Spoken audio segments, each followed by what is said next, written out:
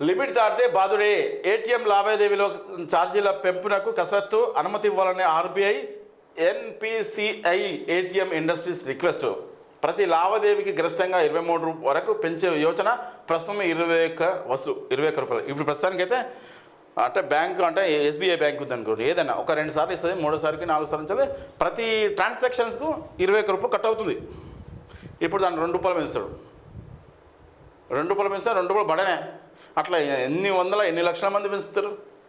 2 రూపాయలు ఎన్ని కోట్లేదు. ఎందుకంటే వాడకం ఎక్కువ ఉంది ఇక్కడ. డిజిటల్ ట్రాన్సాక్షన్ ఎక్కువైంది కాబట్టి దీని మీద డబ్బులు సమకూర్చుకునే ఆలోచన మాత్రం ఇది. ఒక ట్రాన్సాక్షన్ 2 రూపాయలు పెరుగుతాయి. ఒక రోజుకు ఒక మనిషి ఒక 2 సార్లు వేసి అనుకో 4 రూపాయలు బాయ్. అట్లా ఎన్ని కోట్ల మంది ఉన్నారు మన దగ్గర?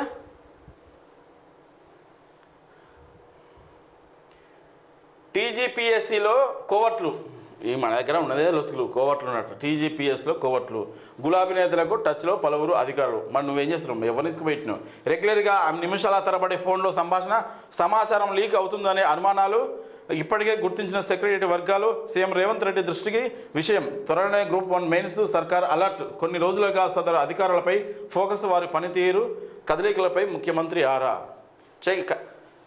ఇంకా బయటకు గులాబీ నేతలతో అంటే బీఆర్ఎస్ నేతలతో వాళ్ళు టచ్లో ఉన్నారట. అక్కడ ఉన్న పనిచేసే వాళ్ళు అంటే పేపర్ ఎవరెవరికి ఉద్యోగాలు ఇవ్వాలి, అదే ఇక ఉద్యోగాల కోసమే అది ఉన్నది. టీజీపీఎస్ ఉన్నది ఎందుకు? ఉద్యోగాల కల్పనే కదా. మరి ఏందో ఇదంతా. టీజీపీఎస్లో పనిచేస్తున్న కొందరు అధికారులు బీఆర్ఎస్ నేతలతో టచ్లో ఉన్నారని ప్రచారం జరుగుతున్నది. గులాబీ లీడర్లతో నిమిషాల తరబడి ఫోన్లో మాట్లాడుతున్నట్టు అధికార వర్గాల టాక్. కమిషన్లో కీలక పదవుల్లో ఉన్న అధికారులు కారు పార్టీ నేతలతో టచ్లో ఉండాల్సిన అవసరం ఏముందనే అనుమానాలు వ్యక్తమవుతున్నాయి. కమిషన్కు సంబంధించిన కీలక విషయాలు ఏమైనా లీక్ చేస్తున్నారా అనే డౌట్ ఏర్పడింది. బీఆర్ఎస్ నేతలతో అధికారులకు వ్యక్తిగత పరిచయాలు ఉంటే అడపాదడపా ఫోన్ చేస్తే పెద్ద సమస్య కాదు. కానీ రెగ్యులర్గా వారితో ఫోన్లో మాట్లాడడమే పై అనేక అనుమానాలు వస్తున్నాయి. వాస్తవమే కదా. రెగ్యులర్గా ఫోన్. ఇటీవల ఓ కార్యక్రమంలో సెక్రటరీలో పనిచేస్తున్న ఓ అధికారి సర్వీస్ కమిషన్లో పనిచేస్తున్న మరో ఆఫీసర్కు కలిశారు.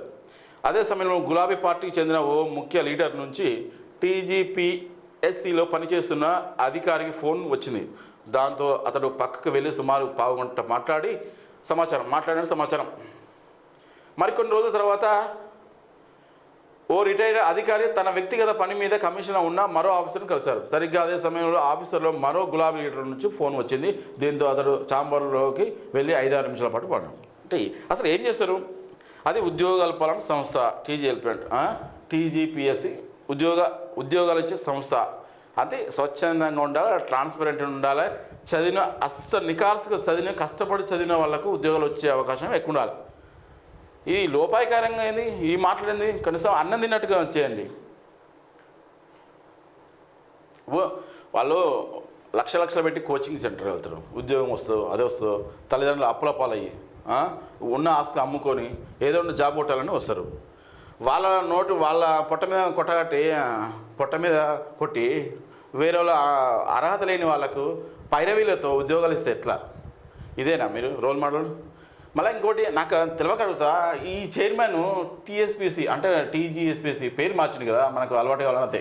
టీజీపీఎస్లో మన మహేందర్ రెడ్డి సార్ చైర్మన్గా చేసినాం. అతను ఏంది ఫోన్ దాని ఏముందన్న ఇప్పుడు దాంట్లో ఉన్నాడుగా, ప్రతి ఒక్కటి దానికి ఆయన బాధ్యతలు. అవినీతి చేసినాం, ఫోన్ ట్యాంపరింగ్ కేసులో ఉన్నాడు కదా, ఆయనకి తెలియకుండా ఏముండదు కదా. అట్లా తీసుకొచ్చి ఎట్లా పెడతాం? దాంట్లో